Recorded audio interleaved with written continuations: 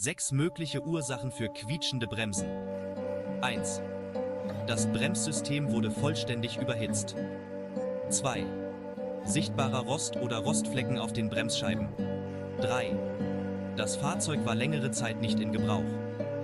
4. Die montierten Bremsbeläge sind von minderer Qualität oder nicht mit dem Bremssystem kompatibel. 5. Falsche Montage beim Austausch der Bremsen. 6. Staub und Schmutz auf den Bremsbelägen. Weitere Informationen in der Beschreibung.